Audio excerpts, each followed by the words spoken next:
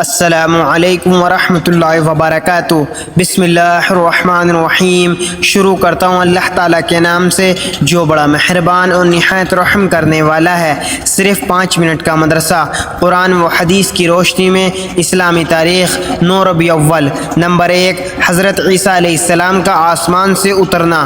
حضرت عیسیٰ علیہ السلام آسمان پر زندہ ہیں۔ وہ قیامت کے قریب 2 فرشتوں کے کاندھوں پر صحرا لگائے دمشق کی جامع مسجد کے مشرقی مینار پر اتریں گے۔ لوگ آپ کو سیڑھی کے ذریعے نیچے اتاریں گے۔ عصر کی نماز امام مہدی کے پیچھے ادا کریں گے اور صلیب کو توڑ کر شرک کی جڑ ختم کر کے عیسائیوں کے اس باطن عقیدے کی تائید کریں گے کہ عیسیٰ علیہ السلام صلیب پر چڑھ کر پوری قوم کے گناہوں کا کفارہ بن گئے ہیں۔ اس کے بعد خنزیر کو قتل کریں گے اور مسلمانوں کا لشکر لے کر دجال کو قتل کرنے کے لیے نکلیں گے۔ اس وقت وہ بیت المقدس کا محاصرہ کیے ہوئے ہوگا۔ وہ حضرت عیسیٰ علیہ السلام کو دیکھتے ہی جان بچا کر بھاگے گا، مگر آپ اس کو بیت المقدس کے قریب بابلوت پر قتل کر کے پوری دنیا میں عدل و انصاف قائم کریں گے، جس کی وجہ سے مال و دولت کی کثرت ہو جائے گی۔ ظلم و ستم کا ایسا خاتمہ ہو جائے گا کہ بھیڑ اور بکریاں ایک گھاٹ پر پانی پئیں گے۔ آپ شریعت محمدیہ کے مطابق زندگی گزاریں گے۔ شادی کے بعد اولاد بھی ہوگی۔ تقریباً 40 سال تک دنیا میں زندہ رہ کر فوت ہو جائیں گے۔ اسلامی احکام کے مطابق تجویز و تکفین ہوگی اور مدینہ منورہ میں حضرت محمد صلی اللہ علیہ وسلم کے پہلو میں دفن ہوں گے۔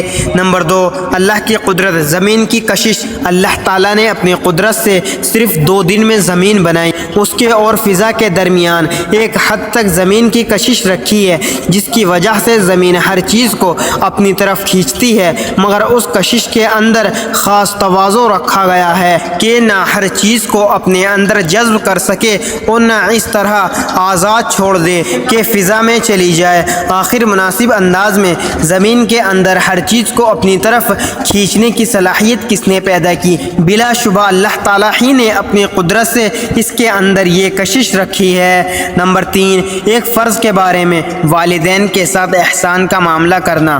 قرآن میں اللہ تعالیٰ فرماتا ہے، تمہارے رب نے فیصلہ کر دیا ہے کہ اللہ کے علاوہ کسی اور کی عبادت نہ کرو اور والدین کے ساتھ احسان کا معاملہ کرو۔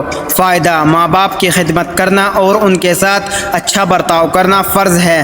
نمبر 4، ایک سنت کے بارے میں، ہر اچھا کام کو داہنی طرف سے کرنا۔ حضرت عائشہ رضی اللہ عنہ فرماتی ہیں کہ رسول اللہ صلی اللہ علیہ وسلم کو جوتا پہننا، کنگھی کرنا، طہارت حاصل کرنا اور اپنے تمام اچھے کاموں کو داہنی طرف سے شروع کرنا پسند تھا۔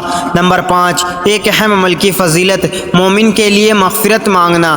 رسول اللہ صلی اللہ علیہ وسلم نے فرمایا، جو شخص مومن مردوں اور مومن عورتوں کے لیے مغفرت طلب کرتا ہے، اللہ تعالیٰ اس کے لیے ہر مومن مرد اور مومن عورت کے عوض ایک نیکی لکھ دیتے ہیں۔ نمبر 6، ایک گناہ کے بارے میں، کسی کی زمین ناحق لینا۔ رسول اللہ صلی اللہ علیہ وسلم نے فرمایا، جس نے کسی کی ناجائز طور پر معمولی سی زمین لی تو اس کو 7 زمین کا طوق پہنایا جائے گا اور اس کی فرض اور نفل عبادت قبول نہ ہوگی کہ جس کے بدلے اس کے گناہ معاف ہو جائیں گے۔ نمبر 7، دنیا کے بارے میں، دنیا کی مثال۔ رسول اللہ صلی اللہ علیہ وسلم نے فرمایا، میرا دنیا سے کوئی واسطہ نہیں، میری اور دنیا کی مثال تو بالکل اس مسافر کی سی ہے جو سخت گرمی میں کسی پیڑ کے سائے میں آرام کرے اور پھر اسے چھوڑ کر چل دے۔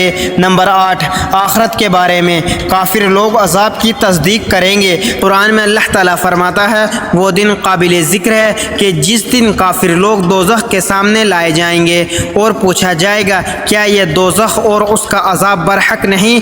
وہ جواب دیں گے، اے ہمارے رب، ہاں یہ بالکل برحق ہے۔ ارشاد ہوگا، تو اب اپنے کفر کے بدلے اس عذاب کا مزہ چکھو۔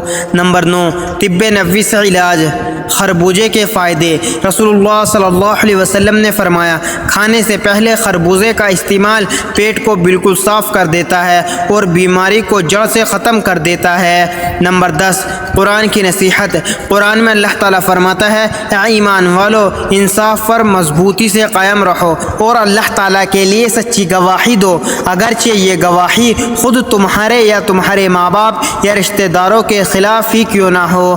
اللہ تعالیٰ ہم سب کو ان پیاری حدیث مبارکہ پر عمل کرنے اور اپنی زندگیوں کو سنوارنے کی توفیق عطا فرمائے، آمین۔ مزید اسی طرح کی اسلامک ویڈیو کے لیے اگر آپ نے ابھی تک چینل زماں ملک کو سبسکرائب نہیں کیا تو سبسکرائب کر لیں اور ویڈیو کو لائک اینڈ شیئر ضرور کریں۔ جزاک اللہ، شکریہ۔